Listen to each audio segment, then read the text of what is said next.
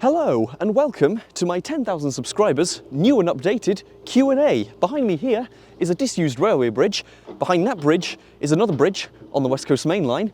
This is another railway line that's served by, I think, well, last time I was here it was freight only, but apparently Transport for Wales comes down it now. Who knew? And underneath me is the River Mersey. What a place to do a Q&A. So let's go ahead and begin the Q&A. So I made a community post recently and asking for questions, and so I'm going to get out the community post now and we will begin reading out some of the questions. So first of all, we have, did you expect to reach this milestone? To be honest, kind of yes and no, because I sort of hoped I would, you know, get a few thousand subscribers at least when I first started doing YouTube. I mean, I didn't, you know, it was this sort of idea of like, maybe I could hit it. I hear a train behind me. I think it's the West Coast Main Line. Yep, Avanti, hey. I'm getting distracted. I really should be answering questions here. Yeah, we'll be having a few trains going behind us probably during this video. But reaching the milestone, I was like, you know, maybe I could, that'd be nice. You know, I had no idea how realistic it was, but the fact I'm now at 10,000 is just like, sheesh, it's mad. In only a year too, so I mean, kind of yes and no. Like, it was a good idea, not a good idea, it was cool, a cool idea to hit it, but actually hitting it, I had no idea how realistic it would be. There's a really loud plane over here as well. This is going great. So, next question is, why did you originally start YouTube? So, I think I had a question like this in my 1,000 subscribers Q&A, but basically, to reiterate, I think my inspiration was basically, again, I'd seen channels like, you know, Jeff, Jen, G, you know, those sorts of channels, and I was like, huh, yeah, riding railways for YouTube's cool. But basically, initially what happened was, I had an idea. I was looking at, I was watching Jeff's Secrets of videos, and, you know, I noticed he'd done I hear another Avanti train. Wow, we're getting a lot of these. Wow, I had none before I came here. So I saw, you know, Jeff's Secrets of videos, and I was like, okay, so he's done Secrets of the Underground, and then he did Secrets of Glasgow Subway, Tyne-and-Wear Metro, and there was also Merseyrail near where I live, and I was like, okay, it's a sort of metro-like system, sure. And I noticed that he hadn't done a video on it. So I was like, I don't know why, I don't know what inspired me to, but I was just like, you know, I'll do it. I'll see what happens if I make it myself. And so I had that in my, that was originally my only plan, was to do an inspired Secrets of Merseyrail video, and then that was it. I was like, okay, I can do this during the summer, because it was the summer after my A-levels finished. But then I decided to just, for fun, visit every single Merseyrail station as well, and note down things I noticed to also put in the Secrets video, and that was the original reason why I did visiting all Merseyrail stations. But then I was like, that could be a video too. So it was like, okay, I'll visit all Merseyrail stations and do Secrets of Merseyrail. And then it just kept going from there. I was like, you know what? I'm doing 2 videos, I may as well just keep doing it over the summer. I'll have 3 months free. And so, yeah, I kept doing, I wrote down ideas for the summer, I gathered up some money, and so I did it over the summer, and then I was like, okay, if it keeps going well, I'll do it, I'll keep doing it. And then it did, it ended up going really well. I didn't actually originally plan to keep doing YouTube into the summer. Not into the summer, I mean after the summer, during university, but it ended up taking off. And so, here we are, and now I'm doing them still a year later and 10,000 subscribers later. So, next question is, do you plan to visit any other countries in the future to film trains? Well, okay, I made the community post before I went to Paris, but I didn't film any videos there. I sort of just went because my parents had booked a holiday away there and brought me along. And so, while I was there, I just sort of, I'm having to keep changing arms. It keeps hurting holding the camera out this long. There's nowhere I can really set it down because it's just a, you know, this ahead of me, so my camera will fall into the River Mersey and I can't have that. But yeah, so we went to Paris and I just basically went off, I separated off from them and ended up riding the metro for myself and exploring some stuff. And you'll have seen them on my Twitter if you follow me on Twitter. But as for filming trains, I don't know, I wasn't quite ready to film in a foreign country yet because it's all very like alien to me. I'd like to have someone with me if I ever do that. But yeah, so that was fun. So I mean, I'd like to film videos in a foreign country, but I don't know when yet. But if I do, it'll probably be like the Paris Metro or something, because that's another metro. It's a foreign metro that I have some experience with. So it'll probably be that if I ever go to a foreign country at some point. So, will you start doing other types of transport? I don't know. I mean, there are a couple of bus-related videos I could do. Like, I'm not a bus enthusiast or anything, but there are a couple of bus-related videos I could make. Like, that would be I think would be fairly interesting. And then we've got, I would also like to do plane videos. Again, I'm not a plane nerd, but I would like to do some videos on like air travel. But the problem is you need a lot of time and a lot of budget to be able to make those, neither of which I really have much of at current time. But there are a couple. Like I'd do maybe a pointless journey from London Luton to London Gatwick or whatever, and you know, via sort of like that Max Fosh video, Luton to Gatwick via Amsterdam or whatever. So you know, pointless plane journeys. That'd be proper cool. So yeah, that's one I would potentially do for other modes of transport. So let's do more comments here. What would you say your most memorable journey is that you've done so far on the channel? Most memorable journey? Whew, I don't know, really. Probably, to be honest, the one I like the most, I probably would just be going back to visiting all Merseyrail stations again, because, you know, it was my first proper big rail challenge I'd done. That was pretty fun. I guess there are also ones that were memorable because of, like, going terribly. When I was stuck at Manchester Piccadilly for, like, 2 hours waiting for all these delayed trains, it was, that was fun and memorable for a different reason. There was also the journey to Manchester Airport that I did with Jen. You know, that was pretty memorable, I'd say. But there's a lot, really. I don't know. There's a lot that are memorable for different reasons. So I don't know. I can't really answer that one exactly properly, but oh well. Not railway related, but what course do you study? Chemistry. You're welcome. I'm a STEM student. Why did I voluntarily do this to myself? I don't know, but so oh well. What are your favourite and least favourite classes of trains? My favourite, okay, again, my favourite was probably, I know it's a controversial opinion, but I'd probably say the Class 507s, just because I remember I rode them when I was really young, and, you know, they were fun to ride. I like the sounds they make, and I just sort of I like peps. I'm a pep enjoyer. I mean, it was the 313. I guess I could say the 313 is my favourite, but they're not in service anymore, so I don't know if that counts. So I'll say the 507 now. And my least favourite, Class 150s.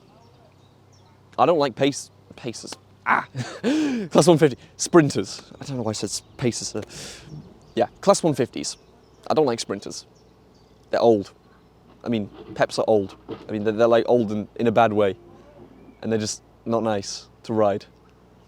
I'm doing a great job arguing my point, but yeah, 507's favourite, 507s are my favourite, and 150s are my least favourite. So, do you ever feel awkward while filming in public? I mean, yes, quite often, to be honest. It's gotten better with time. It is still weird, like holding out a camera around people. I sort of have to semi-hide myself behind, you know, like a pillar or something, or round a corner to get out the camera and talk to it, because it still feels a bit weird. I can't just randomly get out my camera in front of a crowd of people yet. So it's definitely, I do feel awkward from time to time. Like sometimes I'll be filming and then someone walks around the corner and just looks at me and I'm like, hello, I must get out of here, because it's just very awkward doing that. But bloody planes, honest to God. Yay! EasyJet. I think that's an Airbus. I have no idea. I can't identify planes. Yeah, so feeling awkward. I mean, it depends. Like, it starts off really weird. Like, filming the intro is probably the hardest part of any video for me, because I'm not quite used to, you know, I'm not in the filming mindset properly yet. But as it gets later on, I sort of let the guard down a bit. But it is definitely. I try to not get out the camera around like staff or anything, because I hear stories of staff getting angry about cameras and everything. Ugh. Bit scary, but anyway. So, what is your motivation to keep making content? I mean, I enjoy it. So, I keep making the videos because, you know, I like making the videos. And I like, you know, sharing my interest with, you know, the audience and fellow rail enthusiasts. And it's great. And I like being able to do that. And so, but the fact that, you know, how do I explain it? It's that there's, you know, people decide to use their spare time to watch my content, which, I don't know what I did to deserve that, but hey, apparently, so people use their spare time to watch my videos that I've made, and it feels quite nice, and it's quite, like, I feel quite honoured, in a way. And also, the fact that, you know, I keep making the videos, and, you know, making the videos allows my subscriber base to grow and everything. And so, you know, if I keep making them, it'll only get bigger, right? So, you know, I'm allowed to reach more enthusiasts. And also, the ad revenue does slightly help my uni life and let me be a bit more lucrative at uni. But that's one thing. It's not for the money, I promise. Oh, God. But yeah, seriously, it's all really great, and all of those things combined allows me to, you know, have the motivation to keep going. So, will you be using the upcoming dubbing feature? Not in the near future, if I ever do, because, I mean, I only really speak English, and I'd have to probably hire a dubber, whatever the name is, to dub them. So feasibly not in the near future. I mean, I could if I'm, you know, able to somehow feasibly do that in the future, but not immediately. How can you afford to do so many pointless journeys? A sweet, sweet ad revenue. And also the lovely patrons and channel members that I have. Honestly, seriously, thank you very much. Like, you're, again, a huge part in making this possible. Link in the description to join the Patreon. Hey. Oh God, I'm sorry. Need to be more professional about this. But yeah, so again, the ad revenue in a way, and the Patreons, because I mean, that's how I'm able to afford all of it. If it weren't for that, then I honestly don't know how I'd be able to afford all these. But hey, I've been able to be self-sufficient now, so just about. I was running at my channel at a loss for a long time, so it was kind of a bit of a risk, but oh well. How do you balance your coursework, university life, and also making consistent videos? Well, okay, so balancing, honestly, I had the mindset at university, well, I'm not at university right now because it's summer, but during my first year, it was basically, I would prioritize social events over, like, making videos. It'd be like, I could edit tonight, but, oh, you know, some friends have organised a night out. I will go on that night out and I will not edit. Like, I will prioritise social events and hanging out and things like that. And basically, I would go out and film on literally any free days I had, which was mainly weekends. But I would also occasionally have weekdays where I was also free, which I would use to go out and, you know, go and film videos. So I do that. I do basically any free days I had. Or if I had days where I'd have lectures in the morning only, then I would go out in just the morning. Sorry, I'd go out to the lectures in the morning, and then the afternoon I'd head out and film videos. I mean, I couldn't really do that in the winter months because of the limited daylight, but I was basically able to, you know, that's basically how I managed it. So prioritizing social events and not skipping lectures. Don't do that. So, could you do some research of exploring abandoned train lines? Yes, actually, I'd like to do that. I mean, I don't know how I could do it in a sort of not rip-offy way of like Paul Whitewick, but I mean, I'd find a way to put my own spin on it. But I mean, I'd like to do that because the Transpennine Trail, I mean, that's the Transpennine Trail down there, and across Warrington on the other side, there is a bit of the Transpennine Trail that's built on an abandoned railway line, and that's something I'd actually like to make a video on at some point. It's beginning to rain, oh dear. Oh God, hope it just doesn't progress. And so yeah, I'd like to make a video on that abandoned railway line.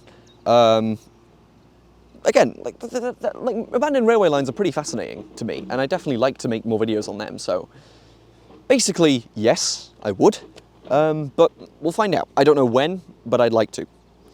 So, do you decide what routes you take for your pointless journeys by quickest, best connection times, or just for sheer entertainment value? Well, the pointless journey routes I make aren't definitely not the quickest routes. Like, I do purposefully add a couple of extra connections and diversions and things, sometimes because the video would be too short and that would be boring.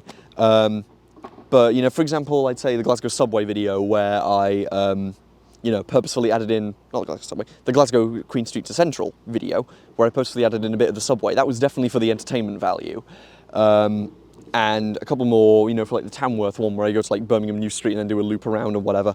Again, that was to add extra connections so that I didn't have the video be like 3 minutes long, you know, for like entertainment value and stuff. There's a train behind me. It's Northern.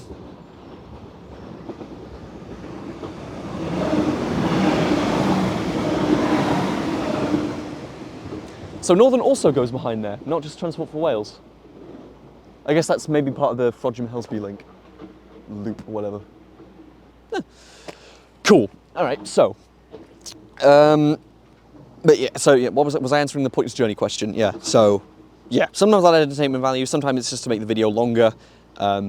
Very rarely it'll be the quickest route. Avanti. Oh my God. Anyway, so. Have you considered doing journeys between two towns with similar names? Yes, I have. I'd sort of like that to be maybe a sequel series to Pointless Journeys, because I obviously can't do Pointless Journeys forever. So I need to think of, you know, another series afterwards. Eventually, you know, Pointless Journeys will get repetitive and viewers will get bored. It's just inevitable with any sort of YouTube series, and also, you know, I could get tired of doing Pointless Journeys at some point. I mean, I'm not at the moment, but that's a thing. So it'd be nice to have a sort of sequel series in place, which I'm planning to be journeys between two stations or towns with similar names. So that will probably be a thing at some time in the future. I don't know how far, but it will be. How do you feel from the growth you've got in the last 12 months? Honestly, pretty insane, faster than I thought it would be. You know, I've never seen, I mean, not to toot my own horn or anything, but I haven't actually seen another, like, railway channel that's grown at this pace, aside from, say, like, Jeff. I haven't actually seen another train channel that's grown at this kind of pace, like 0 to 10k in about a year. I mean, I don't know. There may be one out there that I've just not seen. I've obviously not seen every single channel, but I mean, that'd be cool. It's a nice feeling, you know. It's just nice that, you know, people actually enjoy it. So it feels very good.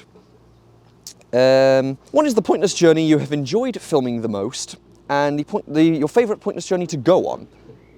Well, my favourite pointless journey to... sorry, I misread that question. Your favourite pointless journey that you've ever made? Well, my favourite... Northern.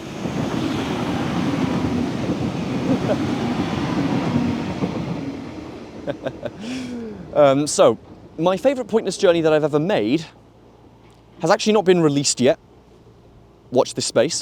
And my favourite pointless journey to film, I mean, by made, I mean, like, you know, finished product, finished video. Yeah, my favourite one I've made, not been released yet. Watch this space. And my favourite one to film is the Glasgow one. I'll let you guess why.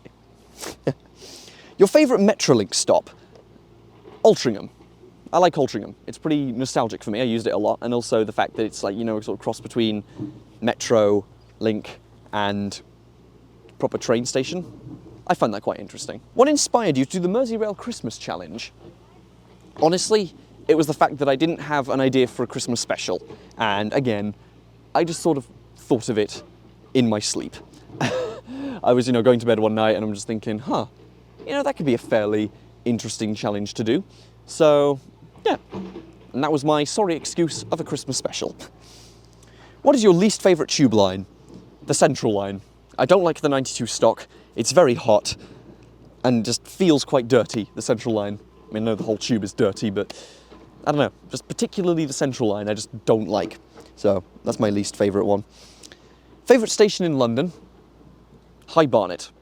See my favourite part of the tube video at the beginning to answer that question. What is the most delayed your train has ever been?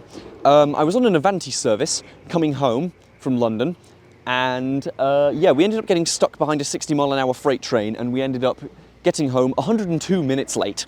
So, I mean, at least I got a full refund on the ticket thanks to delay repay. So, Avanti delay repay feels a lot better than other delay repay I've used. Like LNER delay repay, they just found any excuse they could to just get rid of the delay repay and make it not valid, but oh well. Which pair of stations are you most likely to have made a pointless journey between, which is now closed? Warrington Bank Quay high level to low level, because it's interesting knowing that station near me, originally had high level and low level platforms, because Warrington Bank Quay low level was closed in, I think, the Beeching cuts. And so it'd be really, but there's talks that it could be reopened at some point. I mean, whether that'll happen, I don't know. But Warrington Bank Quay high level to low level is a pointless journey I really would have liked to do. So that'd be one I would really like to do if it ever reopens, or like I could just travel back in time and go, hello, I'm in the 60s, welcome to Warrington Bank Quay high level to low level. Will you do Catford to Catford Bridge pointless journey? I get this requested a hell of a lot, and only if Jeff joins me for it. What is your favourite destination for the starting point was Lincoln, and you can only change once? Good question, actually. Starting point is Lincoln, and you can only change once. Well, I mean, I can get from Lincoln to Brighton with only one change. If I go to, like, not St Pancras, I think. Yeah, you can do that. If you go from, get the EMR, the like twice a day EMR into City down to St Pancras, and then St Pancras to Brighton, I think. Yeah?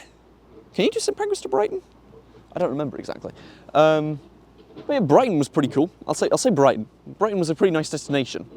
With only one change, you can get there. So I know when I visited Brighton for my Brighton video, I mean, I liked that place. That was really nice. I don't know what it was about it, but it was really cool. I mean, where else can I go with one change? I can go to like Doncaster and then get like LNER to Aberdeen, or does the Aberdeen service call it Doncaster? I don't know, but I'll say Brighton for now. What did you think of Blackpool trams? Yeah, they were pretty decent, pretty bog standard trams. They were fun to ride, and I think they were quite nice. I mean, obviously, the heritage trams are cool, but getting just up and down Blackpool, pretty handy. And I like the trams that they use. So, which disused or mothballed line would you like to see reopened in Merseyside or Lancashire? Good question. What was it called again? The one from like West Kirby, the one with like Thurston Station on it. I mean, that's a pretty cool. I mean, I've walked that line before, and it'd be interesting seeing that again with railway lines on it. I can't remember which disused lines there are in Lancashire. Is there one up to Fleetwood? I don't remember exactly. I should probably I guess the first step is actually knowing what disused lines there are in Merseyside and Lancashire. But honestly, yeah, the line that's from West Kirby along the Wirral, along the west of the Wirral, that's a pretty cool line that would be interesting if they had maybe even heritage trains running down it. I mean, that'd be pretty cool. Like, they've preserved the platforms, which is pretty interesting. So I like that they've done that. Best TOC you've ridden with? I mean, I don't know if it counts as a TOC, but those Avanti charter trains that they had in September, when they had like every coach was first class. I mean, that was really interesting. I like that. But yeah, so I mean that was pretty cool. Every coach was first class. It was the best railway experience I've ever had in my life. You know, the locomotive hauled Mark III carriages, everything first class. Oh, it was such a nice experience. What is a train you'd most want to try abroad? Honestly, maybe, I don't know, maybe like the Japanese high-speed trains in a way. Like if it's literally any train, then I like the idea of, you know, the Japanese trains. They're so, you know, punctual, or they seem to be anyway compared to Britain. And I don't know, they look interesting. that's all I can really explain. Is just they look interesting. What are your interests outside of trains? I mean, I play video games. I've played games like Minecraft. Used to have a whole YouTube channel dedicated to it. Doesn't exist anymore though. Played like Minecraft, Terraria, Grand Theft Auto. Yes, very, very similar games. And I've been playing a lot more different games recently. I've been sort of expanding my horizons. But yeah, so yeah, I was quite an avid Minecraft player for many years. I'm trying to think when I'm asked what my interests are, I end up forgetting what my interests are. That sucks. But I'd say my primary one was playing video games. So pretty fun stuff. Why did you go via Liverpool on the Shotton to Shotton pointless journey when you could have gone via Wrexham? Good question. By sheer just choice, random choice, I was like, you know what? I'm just going to go via Merseyrail. Haven't featured Merseyrail on the channel in a while, so we'll do that. Then I ended up featuring Merseyrail for like the next 2 videos on the channel, so that completely made no sense. But I should have gone via Wrexham, to be honest. That would have been new track for me. But whoops, I didn't. My bad. Should more people travel via Brig on the iconic once-a-day passenger service?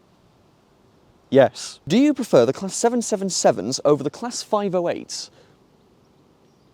I mean, they're nice. Like, they're both cool. I like both the 507s, 508s, and the 777s for different reasons. The 777s are nice and modern, and they've got all the fancy features. And they are, I guess, passenger experience-wise, they are objectively better than the 507s and 508s, and I get that, and I like them for that reason. But then the 507s and 508s, they're pretty cool because, you know, they're the oldest EMUs, and I love the sounds they make and everything, and they're just quite nostalgic. So I prefer them both for different reasons. So, your favourite video to film? Probably my favourite part of the tube, I'd say, again, because it was very nostalgic going along that and exploring, you know, the High Barnet branch and everything. Something I'd wanted to do for so many years, but couldn't because I was basically too young. But yeah, I'd say that was really a really fun experience, and I really liked that. So I'd say that was probably my favourite video to film. Do you have any plans to ride any of the 2 British sleeper services? So Caledonian Sleeper and Night Riviera. Yes, I'd like to. I don't know how I'd make videos on them, again, because they've been sort of done before, so I'd have to do a sort of unique twist on them. But I would really like to do those. Again, finding the time and the money is the main problem. Favourite station between Warrington Bank Quay or Warrington Central? I think I'd probably just say Warrington Bank Quay, because you got the, you know, you've got the West Coast Main Line going down to like London and also up to Glasgow, mainly because you've got more destinations you can go to, and also because it's just bigger. So that's pretty nice. So I'd say, I mean, Warrington Central's still a nice station, but I do still prefer Warrington Bank Quay if I have the choice. Will you do videos on heritage lines? Good for asking that one, because actually, yes, I am doing videos on heritage lines in the future. Watch this space. But also, there's another one that I've not got planned yet, but I would like to do, which is, I think, the Wensleydale Railway, where they've got pacers on them. And I know, I hate pacers, they're dreadful, but I would like to sort of ride one on my own free will, on one of the heritage lines that's got a pacer on them, so, which I think the Wensleydale Railway does. So I'd go to the Wensleydale Railway to ride a pacer, maybe at some point in the video. So that's one I'd like to do, and then I've got another one that is planned and coming at some point in the future. Do you think you'll grow bigger than this? I mean, I hope I do. That'd be nice. I'd like that. Have you ever been into railing? I'd like to go into railing at some point. Again, budget is the main thing holding me back. I mean, it sounds cool. I mean, it also sounds absolutely terrifying, but it sounds like a fun thing, like, minus the, the stress of actually finding your right train. It does sound pretty cool. So I probably would like to go into railing at some point. Sounds like a good idea. But yeah, so that's basically all the questions I have for now. I've been sat here for 33 minutes already, so yeah, my arm is getting very tired. But so, thank you for all the questions, and thank you for watching my updated 10,000 subscribers Q&A. Hope you enjoyed this video, and I'll see you next time. Here's to many more thousands of subscribers, I hope. So, thank you for watching this video, and I'll see you next time. Goodbye. And of course, a huge shout out to all of my patrons and channel members who are listed on screen now. I know I said this earlier on in the video, but seriously, you're amazing. I love you all. Thank you very much for helping make these videos possible. I really stopped filming at the right time, just because, like, literally a minute later, this huge freight train is now behind me. Oh god. Yeah, I timed that well.